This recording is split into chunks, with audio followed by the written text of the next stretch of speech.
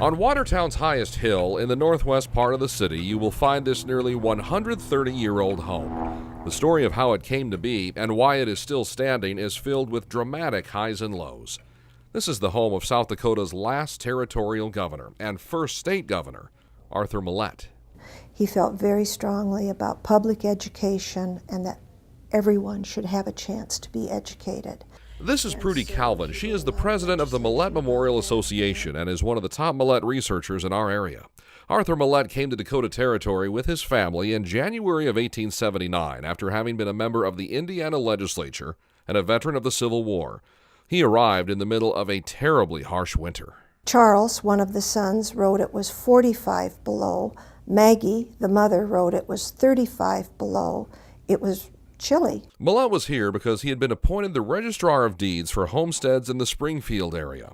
But a little more than a year later, he was transferred to Watertown. It was a boom town. They thought it was going to be as big as Chicago. And it was after Mellette moved to Watertown that he began working with his old Indiana friend, now in Washington, Congressman Benjamin Harrison, on an idea that would change Dakota Territory. All this while, Mellette kind of had an idea in the back of his mind of North and South Dakota. And when Harrison became president, he appointed Mellette the governor of Dakota Territory. And in early 1889, Mellette went to work in the territorial capital at Bismarck. He did spend the majority of that year in Bismarck, basically dividing them. It is because of Arthur Mellette that North and South Dakota exist. And when statehood came in late 1889, South Dakotans elected Mellette the state's first governor. And then the bad times came, a nationwide depression, and big trouble here at home. We had drought and we had grasshoppers, and farmers were starving, literally starving on the prairie. Mellette petitioned Washington for financial help and got it, but then had no state funds to distribute it. So Mellette reached into his own wallet and paid for that aid to be dispersed. He could not stand to see his fellow South Dakotans suffer. He always took the high road. He did what was best for the people, not what was best for him. Mellette got South Dakota through the rough times, but after serving 4 years, he was nearly broke. So he left the governorship to return to Watertown and his law practice. Soon after, his oldest son died.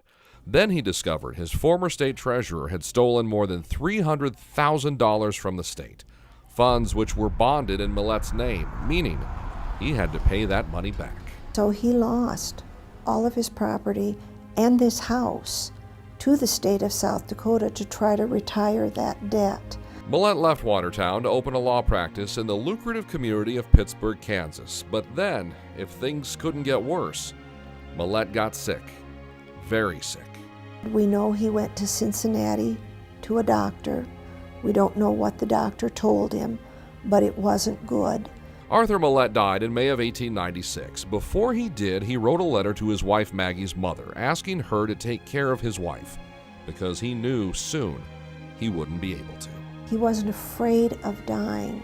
It was the worry of the mess that was left that was overpowering to him. When Arthur Mellette died, he was 53 years old.